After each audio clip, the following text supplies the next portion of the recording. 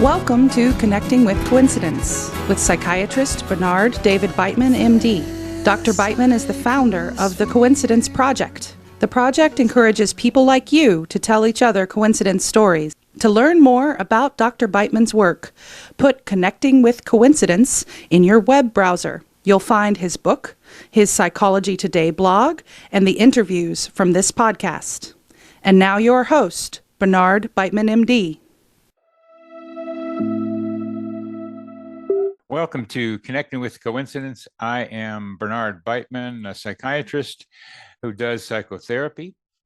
I study meaningful coincidences like synchronicity and serendipity because many of them are very useful and their possible explanations provide us clues to how reality works.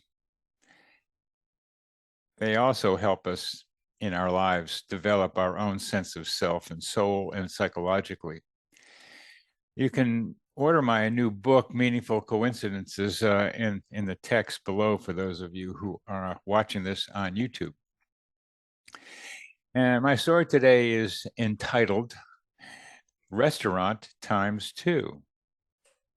Nicole Froelich is a spiritual psychological teacher who lives in Denver, Colorado, and has been a guest on my podcast. She accepted my invitation to dinner when I was visiting my sons in Denver a couple of weeks ago. She suggested that we meet at a restaurant called Ashkara on Sunday of the weekend I was visiting. After I had settled in with my sons and we got to talking what we were going to do on Saturday, we have dinner with them and a friend of one of them, he said, we're going to have dinner at the Ashkara restaurant. Well, so there's only one restaurant in Denver. It's kind of a big place. So what's the meaning of having the same restaurant 2 days in a row independently decided upon by two different people who I know who don't know each other? Well, maybe there's a lot of reasons. They had a wide variety of good stuff, but I don't know. But it happened.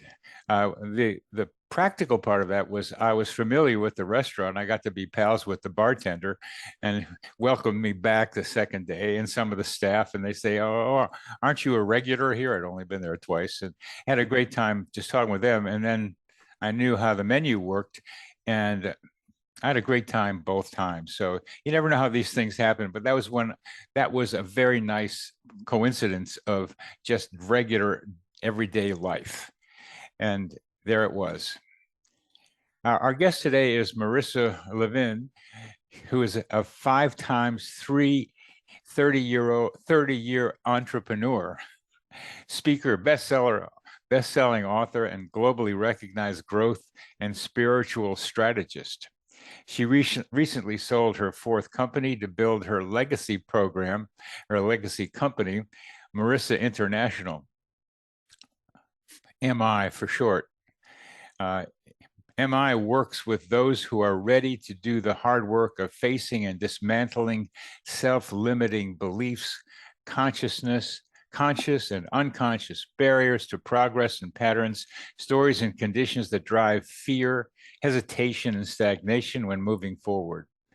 It's a lot like what I do as a psychotherapist. And the key part of what Marissa is saying is you got to want to change. And the big problem out in the world now is a lot of people don't want to change. So maybe we'll talk about how you get people to want to change. And this is the work of our lifetime and is the gateway to creating our healthiest lives, cultivating our most fulfilling relationships, and building our most successful organizations. Through Marissa International, Marissa will fulfill her lifetime legacy mission.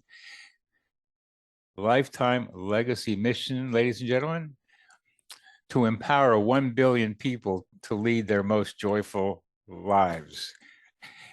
That's quite a mission out there, and I'm very glad to be talking with somebody who has, to me, such a big global vision of what she is up to. Welcome to the show, Marissa. Thank you. It's so good to be here. So as we usually do, Marissa, please tell us not just one, but 2 coincidence stories, because we've talked about 2 of them that you might be able to tell us. Sure. So there's quite a few.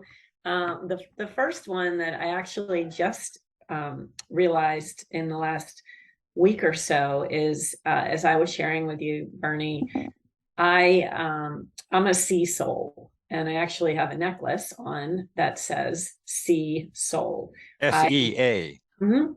And the fact that I even found this necklace at my favorite place, Rehoboth Beach, this summer, I was so excited to actually find this in one of my favorite stores.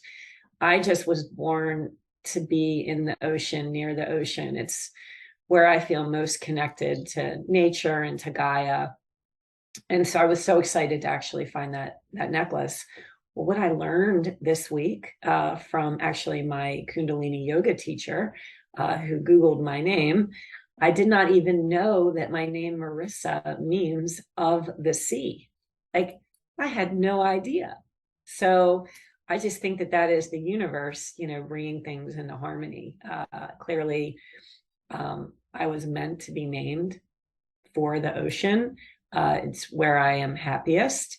And then to be able to find this necklace, just for me, that was a huge coincidence. So that's the first coincidence. Do you want me to just go straight into the second coincidence, or you want to talk about that first? Yes, we'll talk about it a little bit, because we each have responsibility in creating coincidences to lesser and greater degrees. Sure. What role did you, Marissa, play in getting that necklace? I was shopping with my sons in our favorite beach town, and as soon as I saw it, it just resonated with me. There was only one of them. It was the only one that they got in. And I was just like, sea soul, that is me. That's me embodied completely. And I took it. And I'm not someone who typically buys things for myself, but I knew that if I would have walked out without that necklace, I would have regretted it. And I love wearing it. And then when I learned this week that my name actually means of the sea, I was like, well, that completely makes sense. So it feels good to just have it with me all the time near my heart.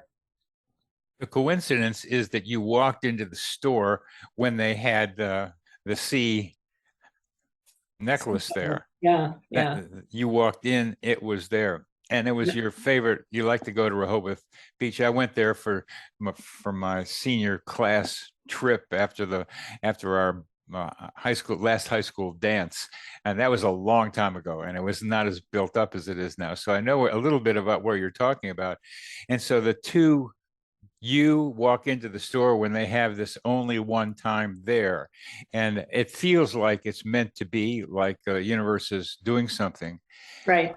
I add something I call that in my book on coincidences, human GPS, that we get where we need to be without knowing how we got there. And the timing of walking into the store and then looking around and seeing this was part of something that I would suggest, and only I'm suggesting this as an opinion, as we talked about earlier, where I thought maybe you had something to do with this, because you were looking without knowing it for something that could confirm something that you weren't consciously wanting to confirm, but there it was. So to me, it's partly your subconscious intuition in operation. Well, and in that moment, my instinct was, you need to buy this necklace. And so I also think the lesson here is, when we hear that inner voice, we listen to it. And it wasn't just that it was an impulsive spend. When I saw it, I said, that's something that is meant to be mine. It's listening to that voice. That is so important, Marissa. That is so important. And that brings me, I know I'm going to share a larger coincidence story, but that brings me to a second story that's very similar. I was in Annapolis, Maryland, again, near the water, this past spring. And I walked past one of my favorite galleries on West Street. And there was an original painting that was in the window. And it was very unique to the type of art that they typically carry. And it was a beautiful painting of a woman who was in meditation pose. She was kind of like a bodhisattva, and as you may, I think I mentioned to you, I've been practicing and studying Buddhism for 25 years. So I'm very drawn to art that is of a spiritual nature. And when I saw this picture, it was the most beautiful woman. And it had colors of blues, which are related to the third eye chakra and the throat chakra, which are two of the chakras that I really resonate with.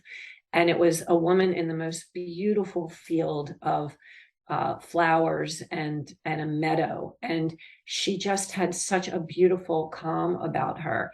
And the same thing happened to me, that I literally was just stopped in my tracks. And it was a one single piece of art. It was an original. It wasn't, something where there were multiple prints or iterations.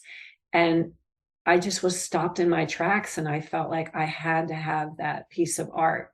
And so I went in and I bought it because it just spoke to me, to my soul and to my heart. And to be in that moment and in that place, and to be able to have this piece of art. And how happy I was when I went in and I learned that they were donating 35% of their proceeds to the Ukrainian relief effort. So that was a wonderful thing, but it just spoke to me. And so again, being aware of what is around us, trying to connect with the elements that are around us that really touch our soul and really connect with our spirit. When we are intentional that way, when we move through the world, that's when the most magical synchronicities happen. Agreed. Yeah. Agreed. It's so important for me to have you say this openness and awareness of what's around us. Yeah. In both instances, the necklace and the painting, they're mirrors of your mind. They are. And then one other thing is, my company, through Marissa International, I've created a 6-fold journey to joy. It's a recipe for joy, and everybody has a different recipe, but the 6 components are path, purpose, power, potential, people, and play. And my logo for my journey, my 6-fold journey to joy, is a lotus. And I am very connected to the lotus. I'm very drawn to the lotus. As you know, it means rebirth, reinvention, growing through the mud, transformation. And it's just something, it's just a piece of nature that truly connects with my spirit and my soul. And so once I created this logo, and it's this beautiful pink logo that I have my designer do, after I did that, I found 2 beautiful pieces of jewelry in different crystal and spiritual mystical shops that I go to, one near my house and one in Rehoboth. I found 2 beautiful bracelets that both have lotuses on them after I had created this lotus logo. And so, of course, I bought them. Again, it's being aligned to what the universe is delivering to us that is in alignment with our spirit and our soul. I imagine finding each of those in 2 different places also confirmed that you were on the right path. Absolutely. And I've got them on. Yep. I never take them off. Does your logo lotus have 6 petals on it? It does. Yeah, what a surprise. I know. And would you please more slowly go through the 5 P's that are on the 6 P's that are on the petals? Sure. It's path. It's past. Path, like Path. the spiritual path. Everybody's on the path. Mm-hmm.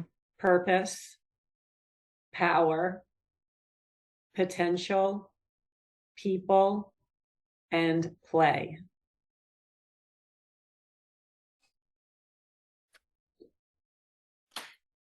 Of course, there's a lot in each one of those. Yes.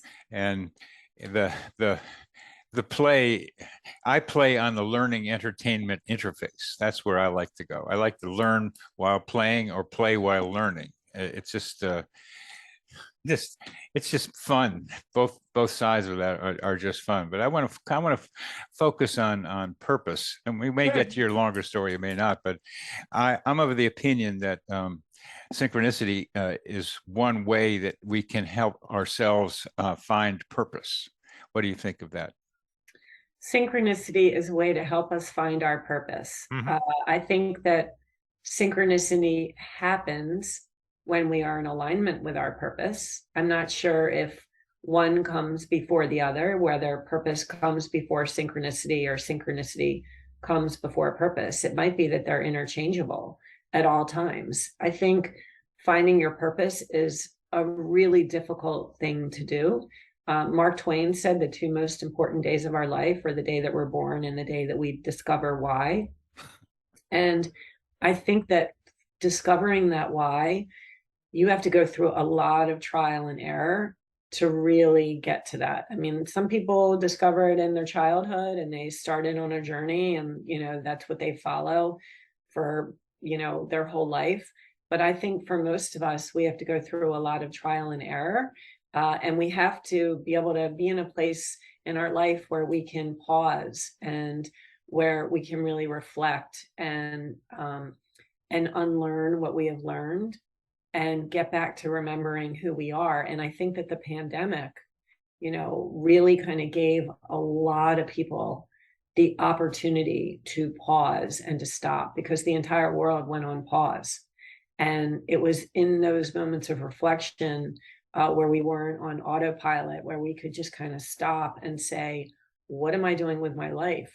Who am I? What really matters to me? Is this really working for me? And it gave us room to make shifts. So that's kind of, I think why the world is in such a place right now of transformation and transition and evolution of higher consciousness, because never before has the entire world ever been in a place completely across the globe where we all just stopped at one time. So it gave us the opportunity. Some people got depressed, and some people took it as an opportunity to reflect on the questions that you're asking. Mm-hmm. And how does one know when one has found his or her purpose in life? That's a great question. So for me, I'm very connected and aligned with my spirit, that voice inside of me. In fact, I've named my spirit. I named her many years ago, and it was Joy. And that's a whole nother coincidence, right? Because I didn't know when I named her Joy years and years ago that I was actually going to be creating a company around teaching people how to live their most joyful lives. But I named her, so I personified her. And as we talked about with like my first stories that I shared, I listened to my inner voice very closely. I think that our inner voice is the voice that we need to listen to most. And it's the noise outside of us that often silences that voice. So for me, when my inner voice, my spirit is not settled, she lets me know. And that message comes through my body.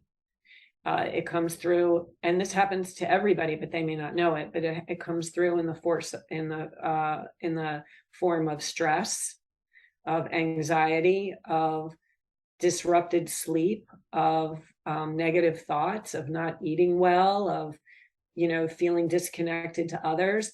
All of those physical symptoms that manifest in our body are messages from our inner knowing or our higher self that something is not aligned with what we're supposed to be doing. So I pay really, really close attention to that voice. And when things start to not feel good in my body, I really listen. I pay attention. And that means disease as well. Of course it does. Disease is dis-ease. That's what disease is. When we don't have that ease within our bodies, that results in dis-ease and disease.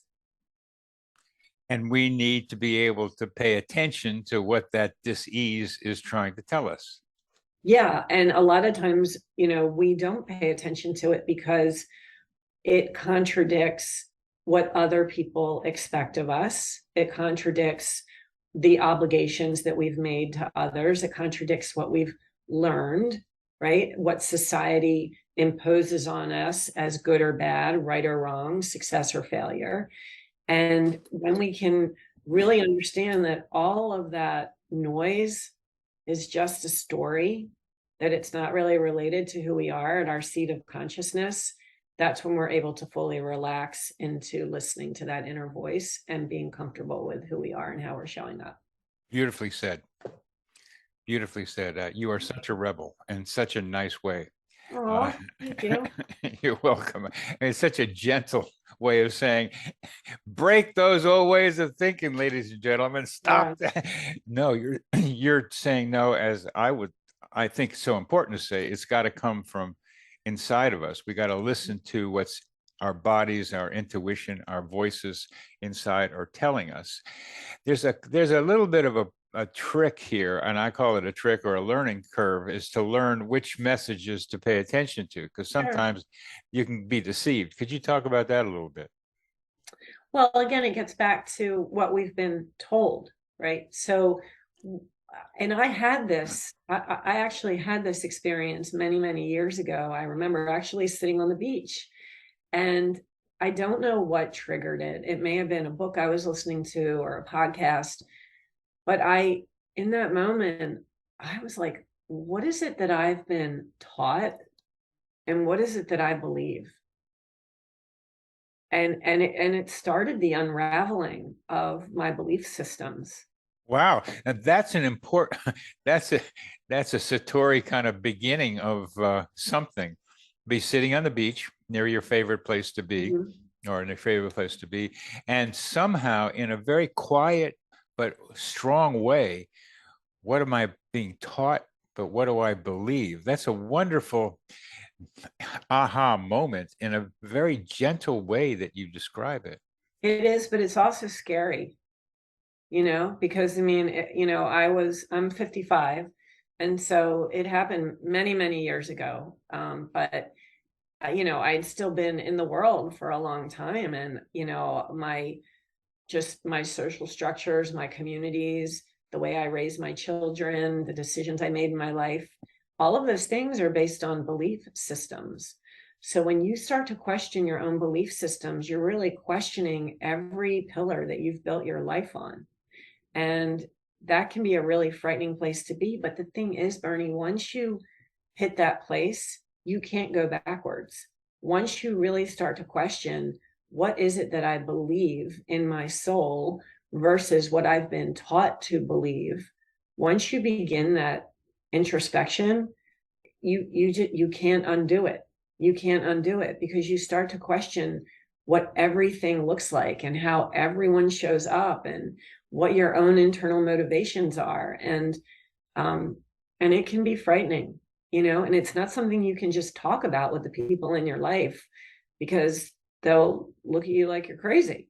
So you have to go. That's part of the path that I talked about. That's the journey. And the whole thing about getting on the spiritual path, and I mean, I've been on the path since I was born. I was born this way. I've always felt a little out of place. My mom used to tell me that I wore my heart on my sleeve. As you mentioned when we were talking, I'm a total empath. Like, it's a really hard way to go through the world sometimes. And it's something that I've had to learn to master, so that I'm not just absorbed by every feeling around me. But she also said to me, you see inside of people. And it's just something that I've gone through the world as, like, seeing people's souls and seeing their spirits, in human form. And, as I've traveled this spiritual path, and you and I have talked about this, I believe that in every moment that we're going through as a human being, I like to use the word human as a verb, right? Sometimes we human well, and sometimes we human not so well. We're all guilty of that. But as we go through our human experiences, in every moment, it's all a soul's evolution. That's the purpose of every single thing that we go through in every moment, is literally to expand and evolve our soul. So that's happening with you and me right now. Totally. And me being on this podcast. So let's talk about how I even got here, because that's a whole nother synchronicity. That's a whole nother coincidence.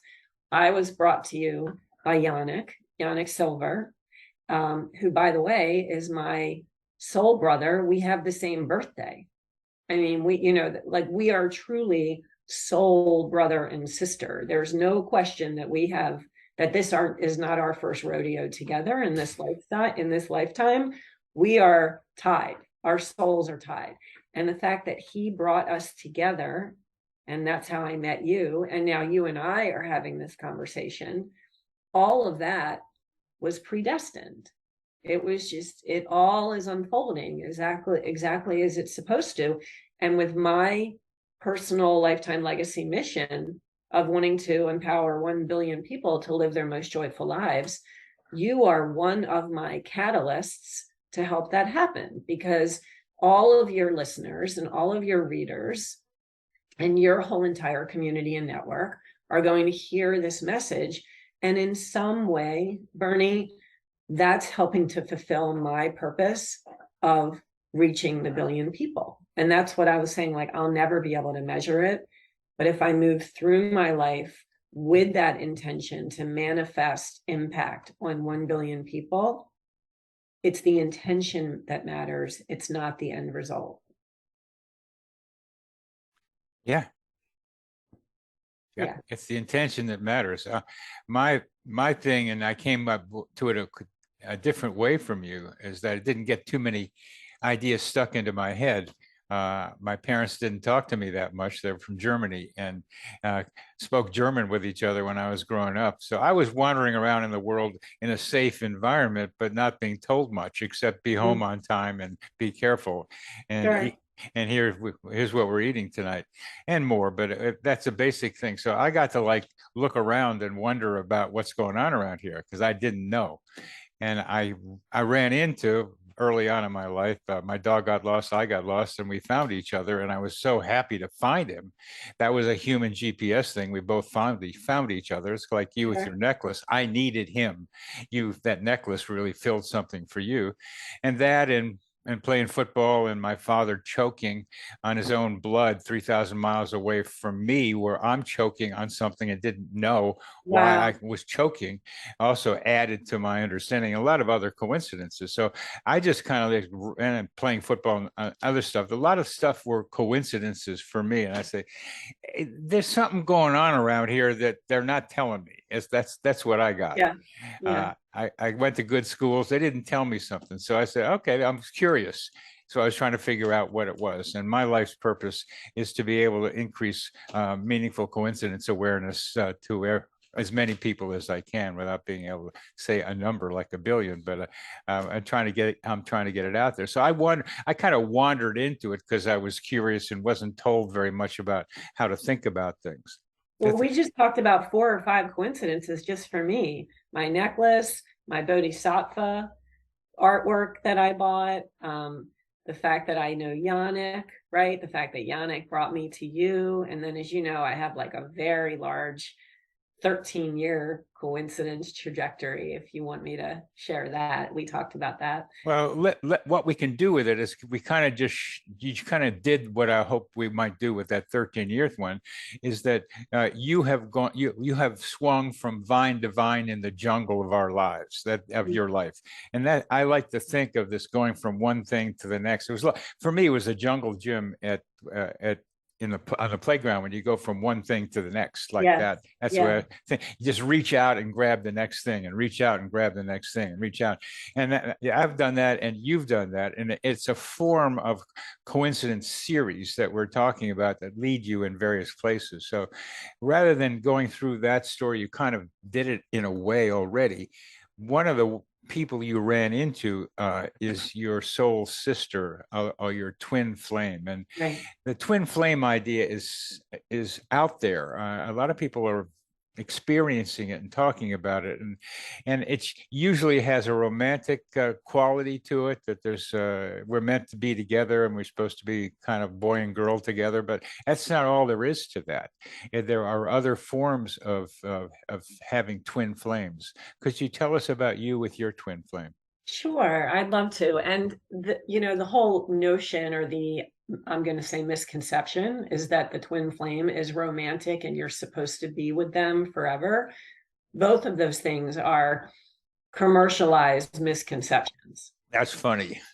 I mean, that's the only way I can put it, right? I mean, and I have, as you know, I have a very, very deep spiritual path. And so I feel confident in talking about the idea of a twin flame from a place of understanding and knowledge. So it isn't necessarily about being romantic. It sounds like a very romantic phrase, right? Oh, I've met my soulmate, I've met my twin flame. You know, people want to romanticize that type of relationship. They want to feel that they've met their person that they're supposed to be with, you know, forever. But those romanticize the idea of that type of connection. The twin flame, you know, fire is a very forceful element, right? The idea of the twin flame is that it's almost a mirror, and it's someone whose soul is really very much a reflection of what your soul is. It's a twin. It's a twin, but it's a fiery twin. And so I met my twin flame, and her name is Naya Purakos. So I met Naya, again, this is the series of coincidences, through a community that we are in called Cadre. Yannick is also part of Cadre. And I joined Cadre. I met the founders of Cadre, Derek and Melanie Coburn, 12 years ago when they were first launching Cadre, and they asked me to be a founding member and be a board member and be involved with it. And I went on my instinct. I went on my intuition. It felt good. It felt right. It felt like it was supposed to be the path that I was supposed to go on. And so I said yes. And, you know, fast forward 12 years later, this community is just a lifeline for me in so many ways. Melanie is one of my absolute dearest friends. Naya and I met through Cadre 6 years ago, 7 years ago. She initially hired me as her business coach.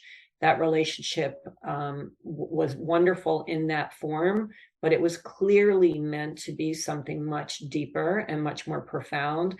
And it became very evident that our connection transcended just this lifetime. Like, we clearly have been together in our soul community for many, many lifetimes. And just the way that we are with each other, full mirrors. There's no one in my life that has a bigger BS detector for me than Naya, because she is me in a lot of ways. We truly are each other's mirrors. Plus, she's of Greek lineage. I am of Jewish lineage. Our families are very similar in terms of the family dynamic and structure, the family constellation. Our mothers are very similar. Our life stories are very similar. She's the mother of 3 boys. I'm the mother of 2 boys. There are just a lot of parallels in our life and the way that we look at life. But she's fully my twin mirror. Like, there's just no question. It just goes deeper than just a friendship or even a sisterhood. And so I met her through Cadre, and I never would have met her if I hadn't gone to an event as someone's guest 12 years ago. And then Naya ended up taking me to a family event in New York this past summer. And I was in New York for 36 hours with her.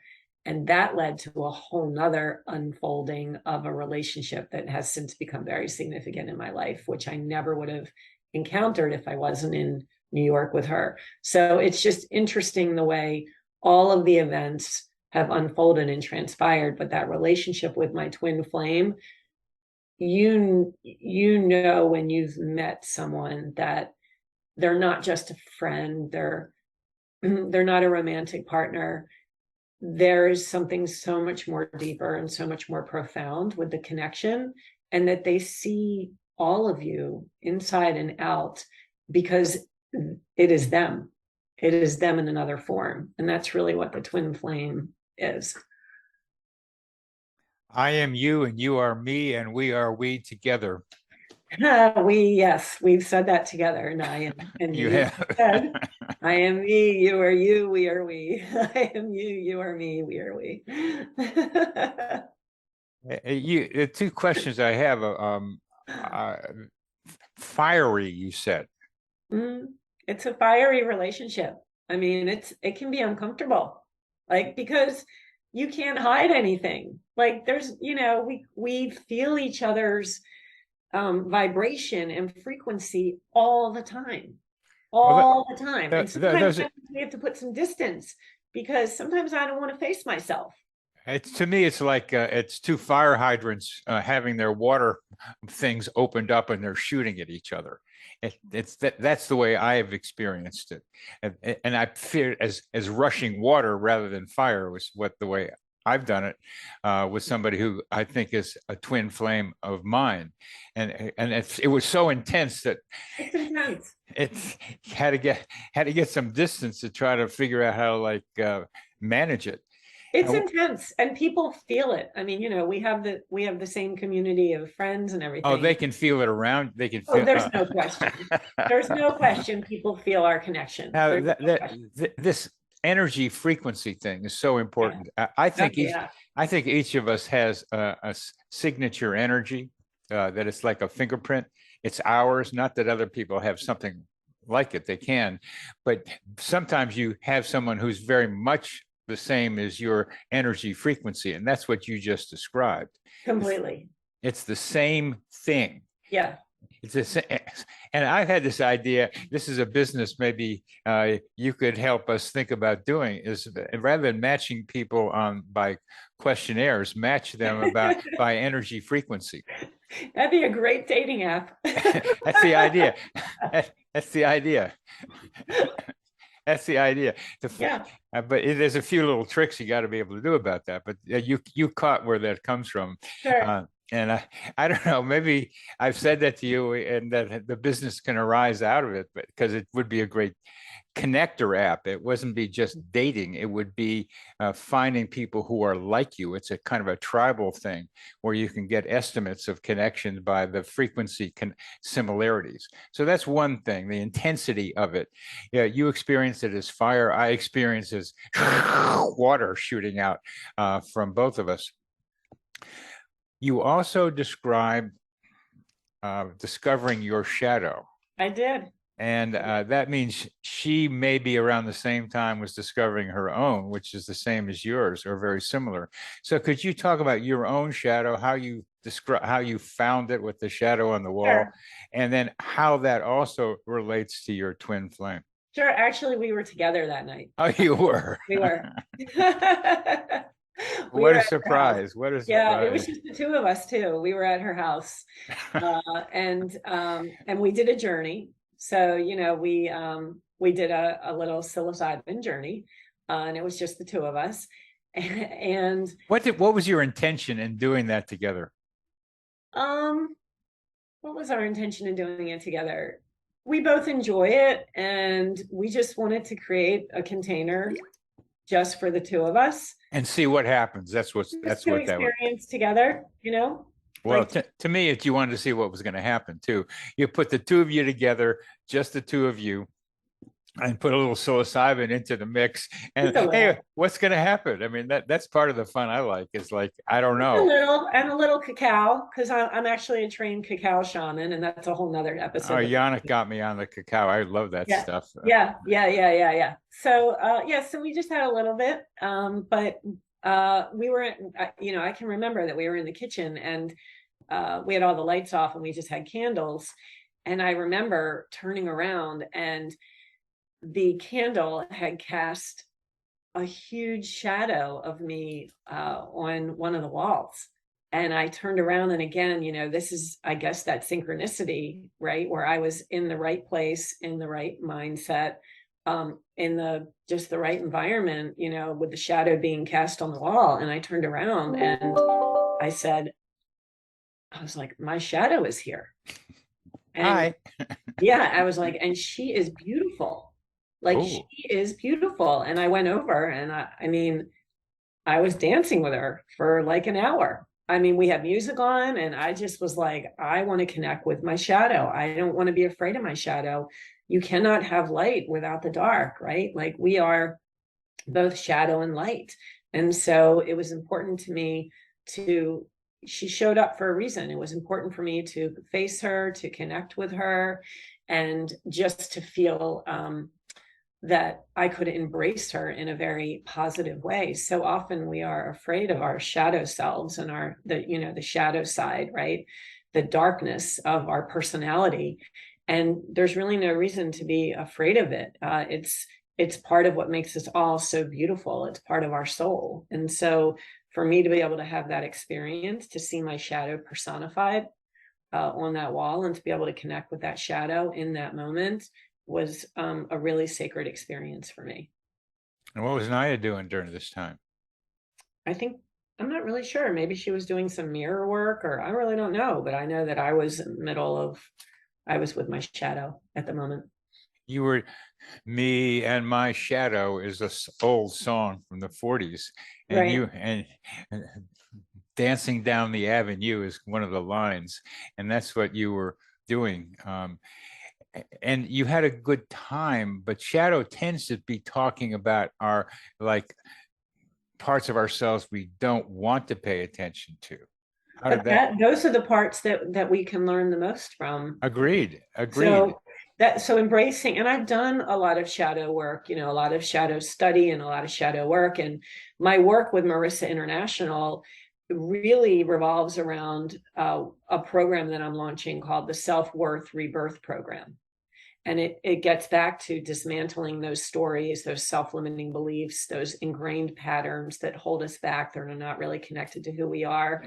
It really gets into the shadow of ourselves so that we can make peace and make friends with that part of ourself and remember who we are in our heart, in our essence. And so the fact that the shadow, showed up for me, that my own shadow showed up, not only did it reinforce for me that this is the work I'm supposed to be doing in the world, with helping people remember who they are and embrace and love all that they are, but it also helped me to do my own work around my shadow, because we teach what we must master, but we cannot teach what we have not mastered or what we avoid.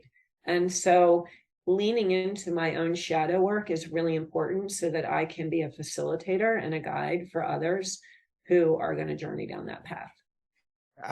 I'm a psychotherapist, and my problems often walk into my office. There you go. And there's mirrors. They mirror me, and I mirror them. That right now I have 3 women as patients who I'm helping become more assertive, and yet even more aggressive.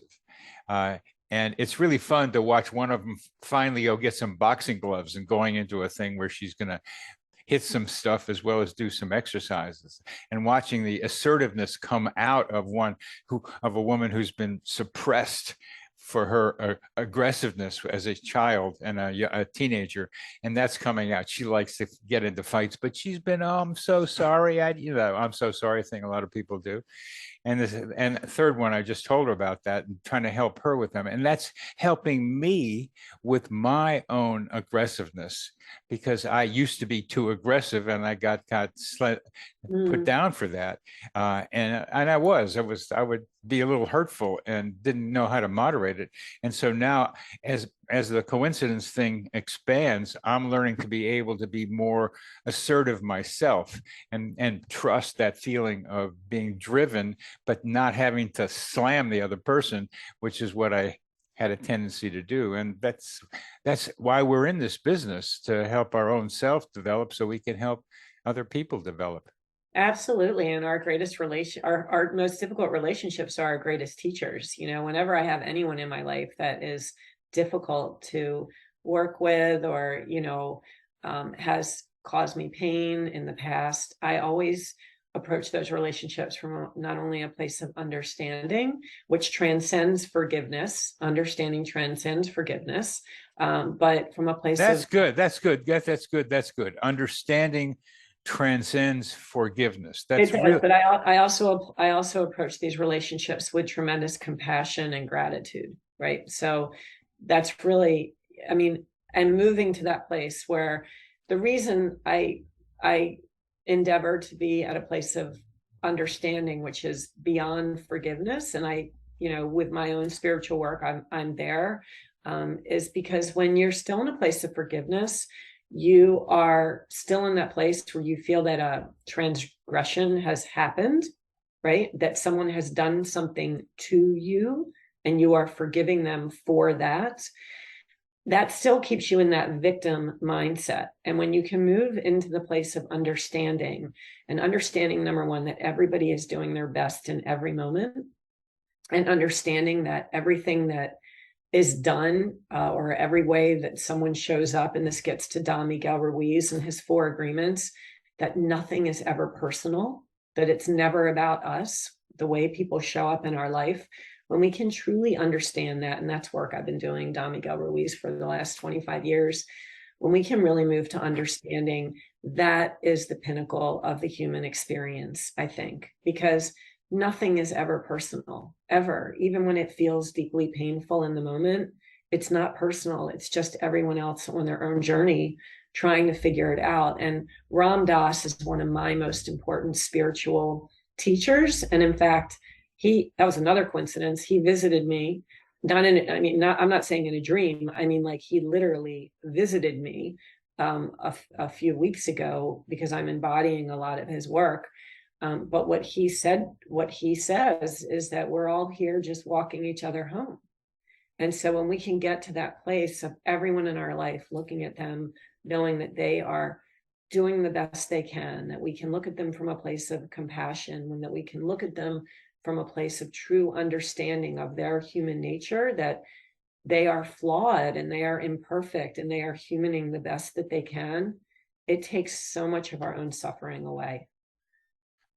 I'm suffering with what's going on in American politics and what's going on in Ukraine, but also in Africa, and in Burma, other places in the world, that lots of suppression and totalitarian tendencies happening around the world. How do you address that? To me, it's the shadow of the collective human organism. So I just finished listening to a 14-hour channeled text. A channeled text is where the voices of non-physical entities, non-physical beings, metaphysical beings are being channeled through an individual. And I just finished listening to a 14-hour channeled text. It actually took me 30 hours to get through. And it was all about the book of Love and Creation. And they talked about that, like, how do you accept the fact that there's so much pain in the world?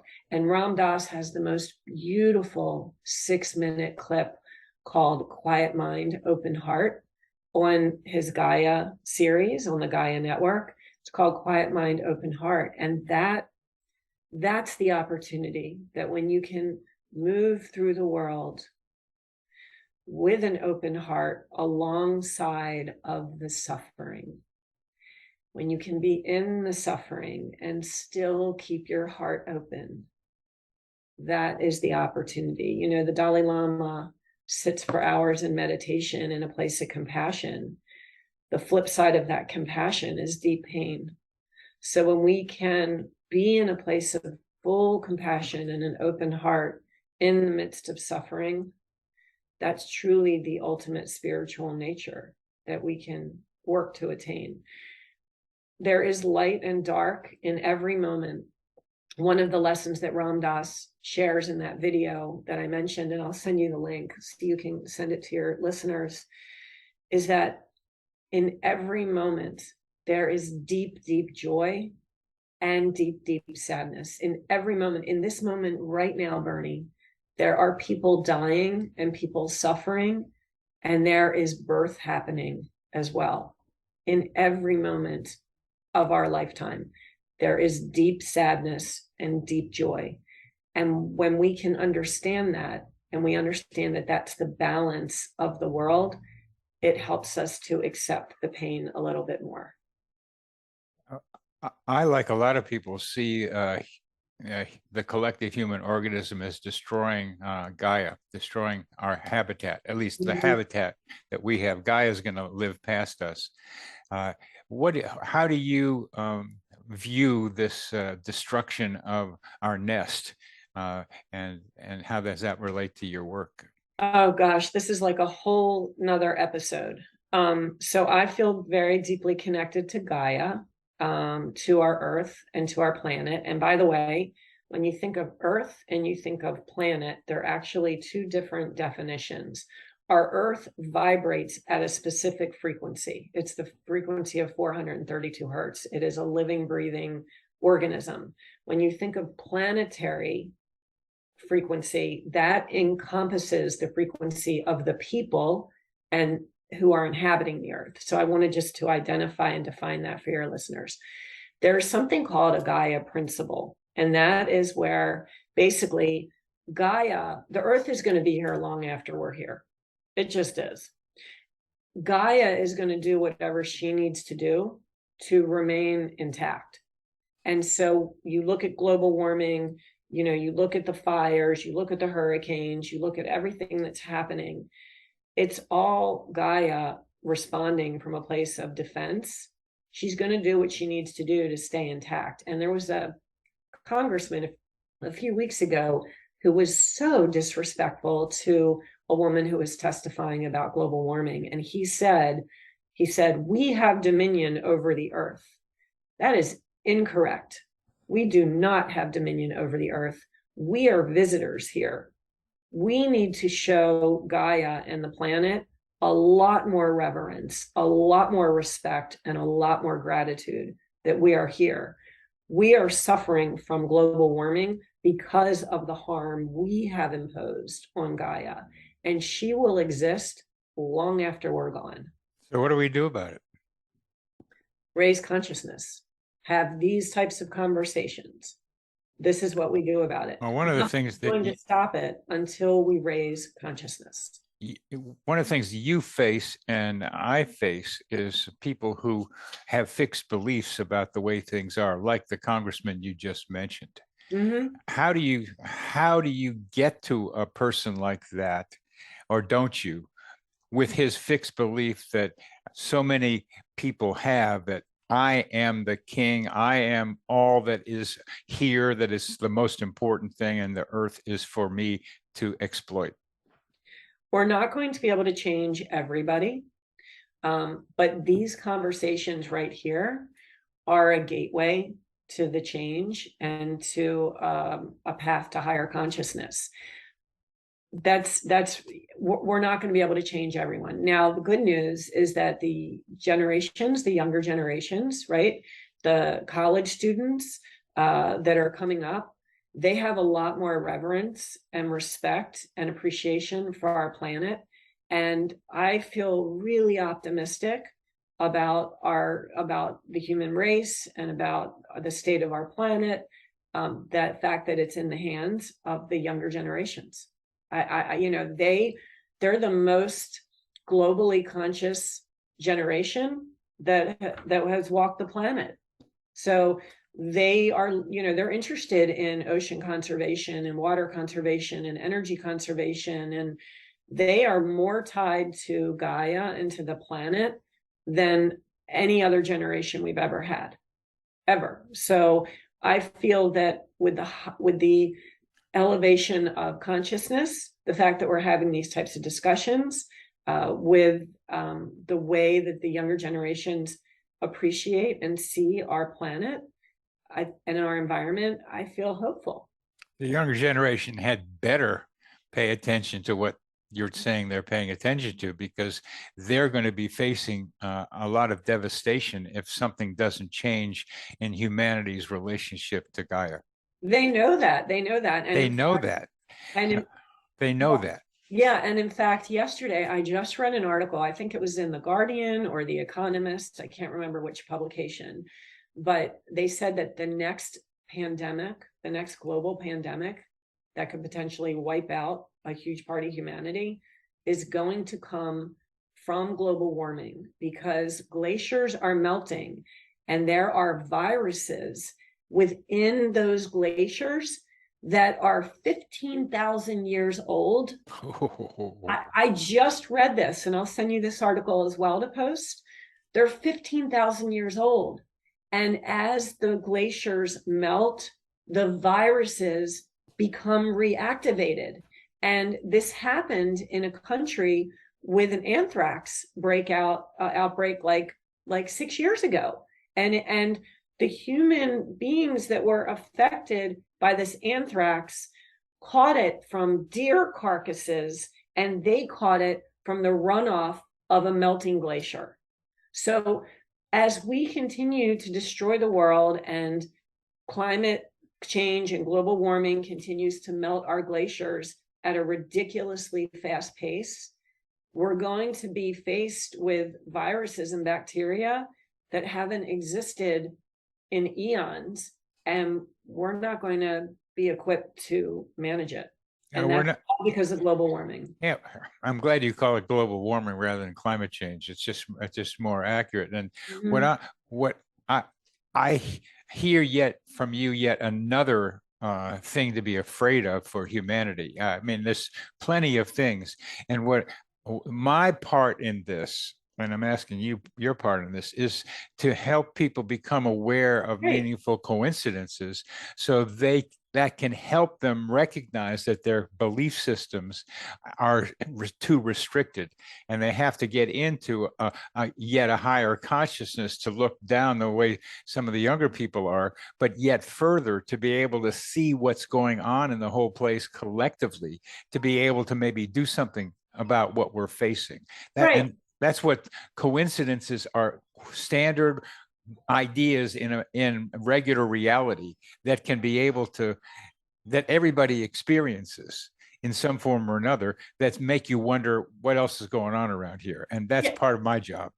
Yeah, it's raising the awareness and recognizing that everything that we do counts. Like everything that we do on an individual level counts.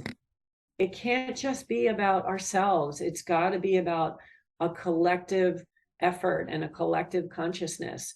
Everything that we do counts.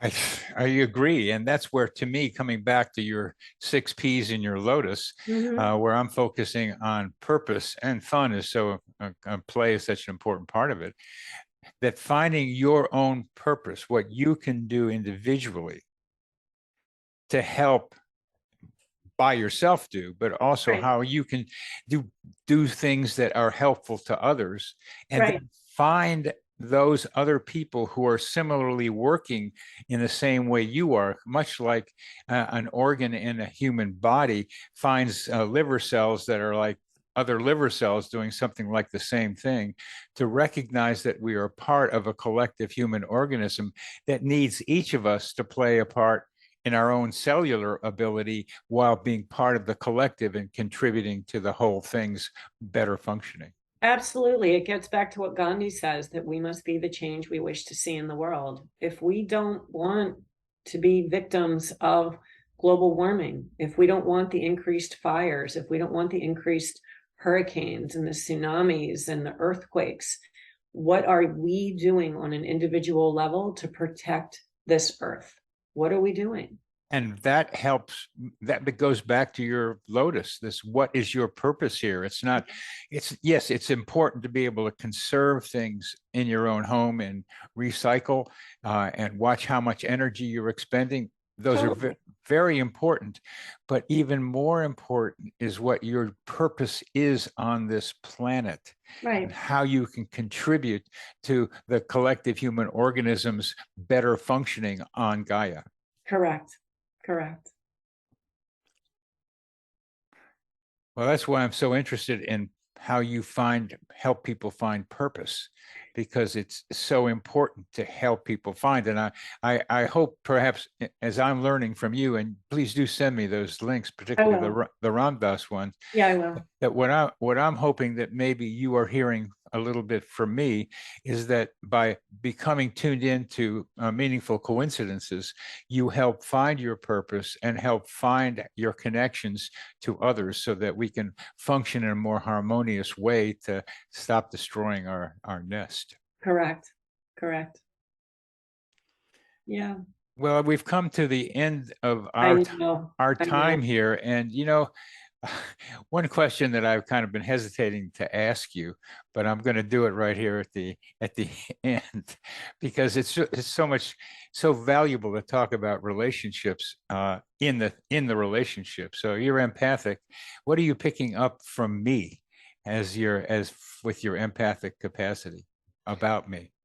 A desire to connect with others, a desire to teach, and a desire to learn. I mean, I think you've got a beautiful soul. Well, thank you. Mm-hmm. Thank you. And I'm really glad to have made my soul contact with you. Sure. I think I might walk away with the six petaled lotus and your six P's as a kind of a thing that's stuck in my head.